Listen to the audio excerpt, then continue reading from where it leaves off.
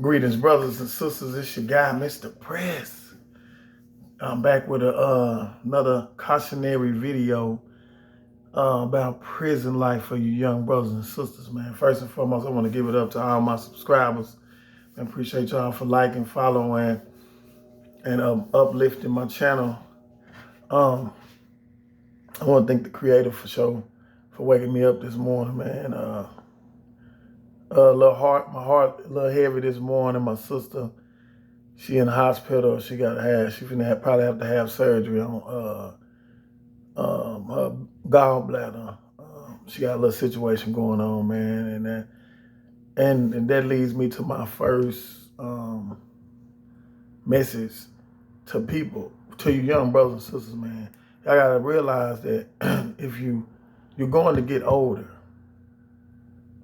and out here smoking a million blunts, smoking all these cigarettes, and I'm working on the vape situation right now, but because I understand people be stressed out and they need stuff to do, but we gotta realize we gotta take care of ourselves in some form or fashion.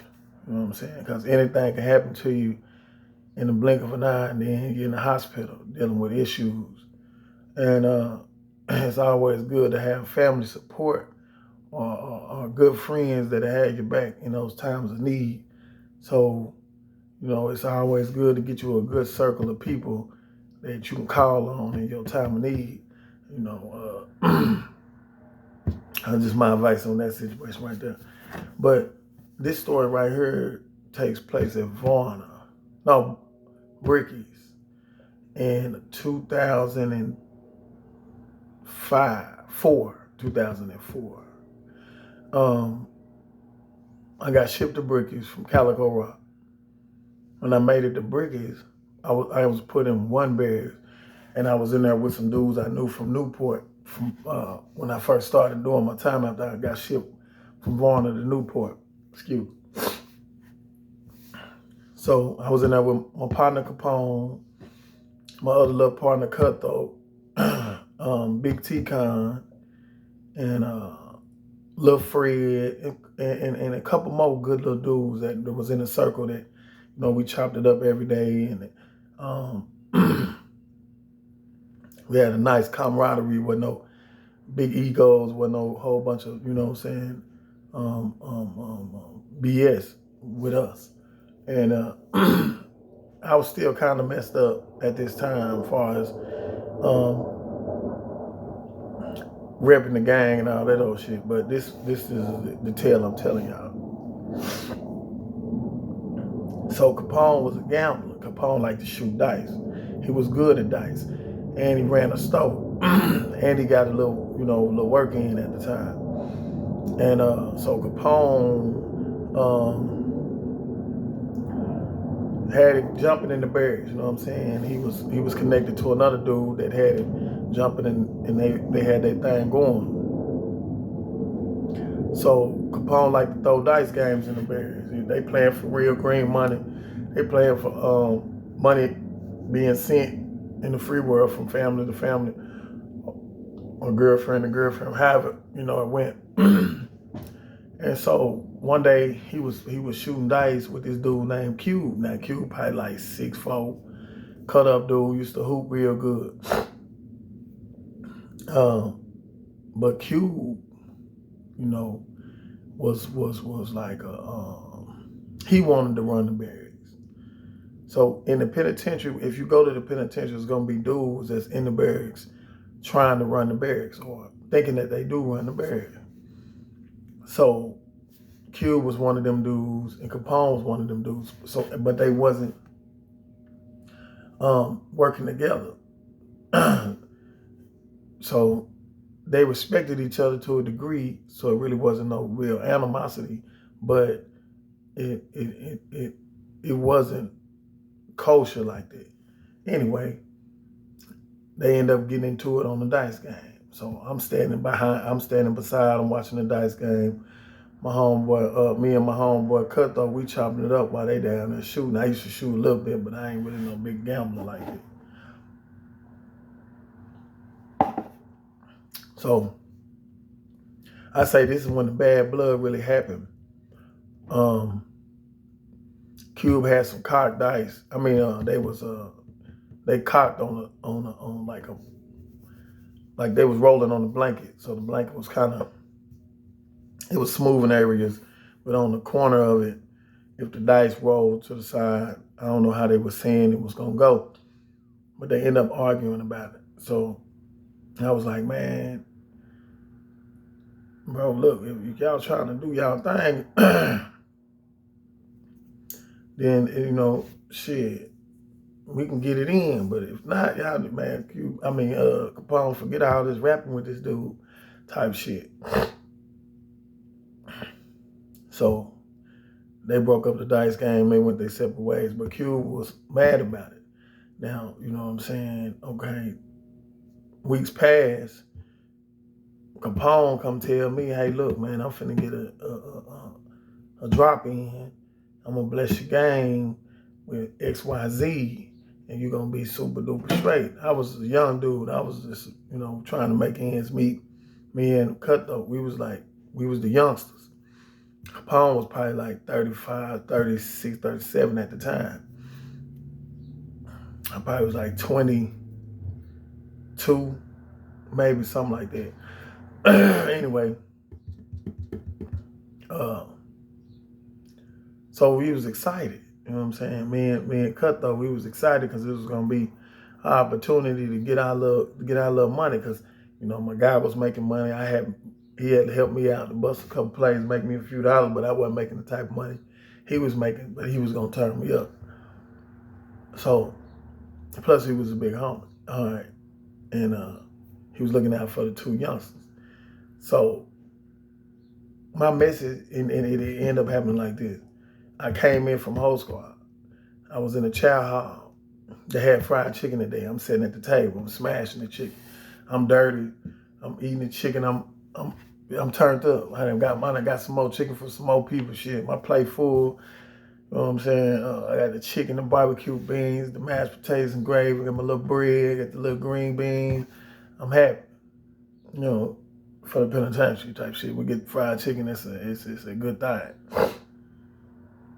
So some dudes, the homies come running down the hallway and say, hey, man, they just locked up Capone, man. Boom. I'm like, damn, this was the day he was supposed to pop out. So I go down to the barracks. I'm asking around what's happening. They say, man, Cube was seen in the lieutenant's office, you know what I'm saying, before they sent the little task force in there to bust Capone. They came and asked for Capone by his real name and T-Con by his real name. So they shook down Capone, and he had some cigarettes on him and some weed on him and shit. So they jammed him up, took him to the hole. Okay, as I just described, when he said, now I'm thinking this Friday when this happened, go out to work on Whole Squad. When I get off of work, I'm gonna have my pack waiting on me. I'm gonna have my little smoke sack, you know what I'm saying? Because at the time I was blowing that greenery, and I'm gonna have my little cigarettes and my little greenery. It's gonna be an unbelievable Friday. I'm gonna make plenty of money. I'm gonna be able to send people money I want to send people money to. I'm gonna be able to give me some money, have me some money put up for my next little thing. At this time, this had my mind. I was just hyped up. So this then all blew up. This is all bad. It's all bad. Now my homeboy locked up. So I go down to the burial barn. T-Con, he made it.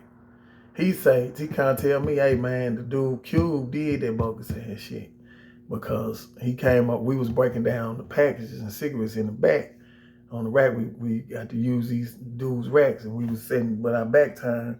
We had to look out, and we was doing our thing, break packages and everything up. And Cube came over there and was like, man, somebody got my radio. No, he asked for some coffee, matter of fact. So he came being nosy, asking for some coffee, but he seemed to work. So then they say, he went on out the barracks. Next thing you know, the task force kicked the door in. Boom.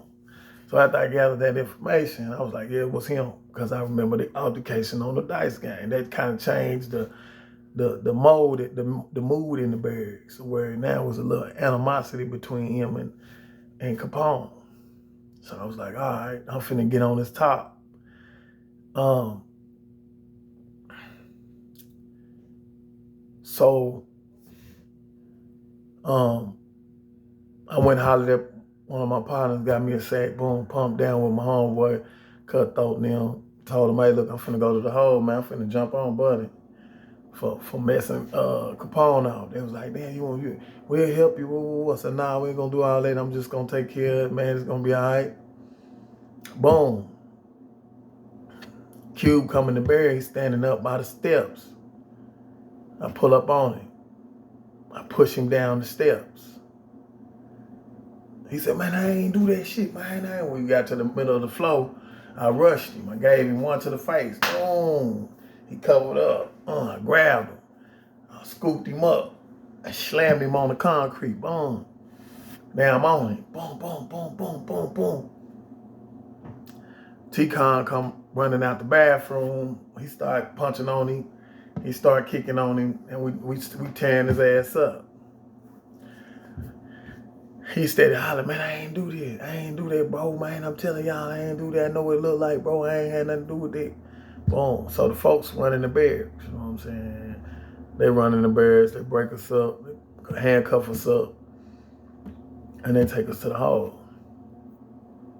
Now, the moral of this story is for you young brothers and sisters that's involved in the streets.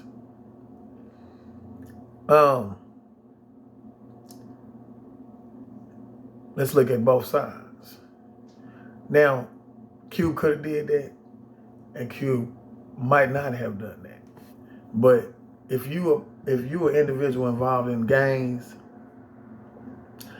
and one of your homeboys get into it with somebody, and your homeboy end up either getting beat on or getting locked up or whatever, you could get your head busted. You could get stabbed. Now, if I was even more messed up than I was, I could have pulled up on him and stabbed him down. I could have waited till he went to sleep, or just caught him in the day room watching TV and smacked him upside the head with a lock and a sock. So, like I've been stressing to y'all, man, you could just be guilty by association. Let's say he would have said to himself, man, I gotta get Pete out the way, and I gotta get Cutthroat out the way, cause they his little homies, and they gonna ride for him. So I'm gonna get them stabbed in the hallway, or I'm gonna get their head busted in the hallway. I'm gonna have somebody serve them up in the child house so they can get locked up, and then I'll deal with Capone myself. He chose to go the route of telling on Capone about the dope, and they caught him with it red-handed. But he could have just been on some guerrilla warfare and went straight at Capone, or could have went straight at me, because Capone was kind of ill, you know. He was, like I say, he was like 37, 38, but he really seemed like, he was 40 something. He was way older. Yeah, he was in 40s, but he was kind of, he was kind of chubby, and he had that old man. He was an old man baby. He's like, he wasn't moving around. He probably could defend himself to a degree, but we was some young, working out, on goal maniacs. We was running around. We was on top of my little partner Cutthroat. He cut up. He kept that blade on him. He was a maniac. But that's what I'm trying to tell y'all, young brothers and sisters, man. When you get thrust into that type of lifestyle and you have to go through those type of settings and be involved and be around this type of shit, if you involved, there's a strong chance that if you don't think fast, you know what I'm saying, you can end up severely hurt or unalived, or for some nonsense. You know what I'm saying? I jumped on the man just about loyalty to my homeboy, and that's the code. You mess over my homeboy, I'm riding. So I don't need to hear nothing but, hey, okay, you was in the office. They came down there after you left that office. What was you doing in the office? You know what I'm saying? Why was you talking to the folks? Then all of a sudden my partner drop get busted. So, it don't take a genius to figure out what was going on. And y'all got beef. and you mad because he finna come in the barracks and go crazy because he got the sack. You ain't got the sack. You know what I'm saying? So of course you want him out the way. That's just common sense. So, but yeah, man, that's some of the type of things that go down in the penitentiary where you know, and back then, by the grace of God, it was 2004 or something. They wasn't charging dudes in prison at the time with free will charges for contraband. Now, drugs and cell phones and all that stuff is a free will charge because he would have been fried.